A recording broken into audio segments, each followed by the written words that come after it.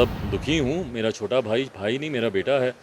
Prince के बड़े पापा मेरे पिताजी प्रिंस से बहुत प्यार करते थे, पर अपने बड़े पापा का इस तरीके से अनादर अपमान प्रिंस करेंगे ये उम्मीद मुझे नहीं थी। नमस्कार, आप देख रहे हैं लाइव सिटीज और आपके साथ मैं हूं वसीम खान। बीते दिनों स्वर्गीय रामविलास पासवान जी की बरसी कार्यक्रम थे जिसमें चिराग पासवान ने तमाम दल के नेताओं को आमंत्रित किया था और तमाम दल के नेता पहुंचे थे, पर चिराग पासवान के छोटे भाई प्रिंस राज नहीं पहुंचे थे, जिसको लेकर चिराग पासवान ने कहा है कि मुझसे ज्यादा बुरा पापा को लग रहा होगा।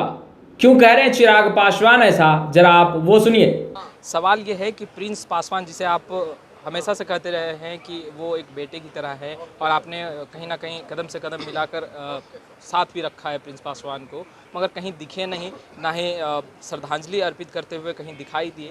भाई मैं क्या बोलूँ, मैं मतलब दुखी हूँ। मेरा छोटा भाई नहीं मेरा बेटा है। मैं दुखी हूँ और मैं ज़्यादा दुखी इस बात से हूँ कि उनके बड़े पापा को इस बात से दुख पहुँचा होगा।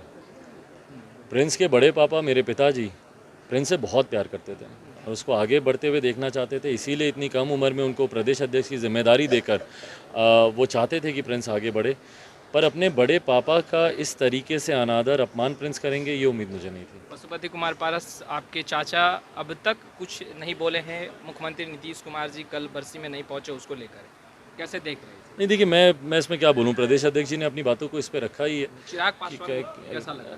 क्योंकि पशुपति कुमार पारस देखिए मैं कुछ भी कहेंगे, मैं उनका भतीजा हूँ, बेटा हूँ, मेरे मन में उनके लिए वही सम्मान रहता है। पर जिस तरीके से हमारे संसदीय बोर्ड के अध्यक्ष उल्लास पांडे जी ने, राजू तिवारी जी ने, सब लोगों ने अपनी इस नाराज़गी को, सबको इस बात का की नाराज़गी है, पार्टी के कार्यकर्ताओं को इस बात की नाराज़गी है कि भैया आप बात पे आप कहते हैं कि वो हमारे नेता, हमारे भगवान थे, बट आज जिसके कोटे से आप मंत्री बने हुए हैं उन्होंने ही आपके भगवान को आकर श्रद्धांजलि के 2 फूल तक चढ़ाना ज़रूरी नहीं समझा, तो उसके बाद आप उनके साथ हैं। ये किस तरीके का समर्पण है आपका आपके भगवान के प्रति? तो इन तमाम बातों को लेकर नाराज़गी कार्यकर्ताओं में है।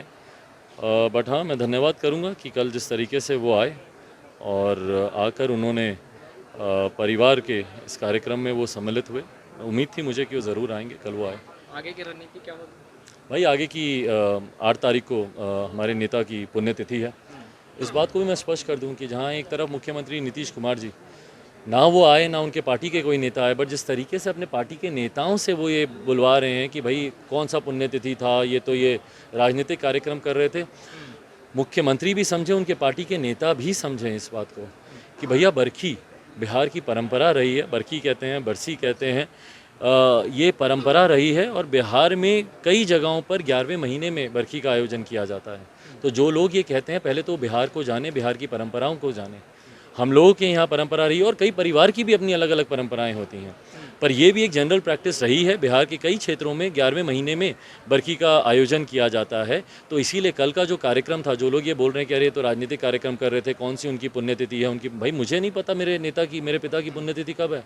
मैं जानता हूं कि 8 अक्टूबर को उनकी पुण्यतिथि है, बट हम लोग के यहाँ 11वें महीने में ही, हमारे दादाजी का जब हुआ था, दादी का जब हुआ था, हम लोग के यहाँ 11वें महीने में ही बरखी का आयोजन किया जाता है और इसीलिए कल ये आयोजन किया गया था। तो मुख्यमंत्री जो अपने नेताओं के माध्यम से ये कहलवाना चाहते हैं कि कल तो कोई ऐसा दिन ही नहीं था, क्यों वो कार्यक्रम कर रहे थे, तो पहले तो मैं बताऊँ कि बिहार की परंपराएँ क्या हैं, इस बात को जाने। और दूसरी बात, आने वाले समय में हाँ 8 तारीख को हमारे नेता की पुण्यतिथि है, उसको लेकर एक बड़ा कार्यक्रम होगा। कई ऐसे साथी हैं जो कि इस कार्यक्रम में सम्मिलित नहीं हो पाए।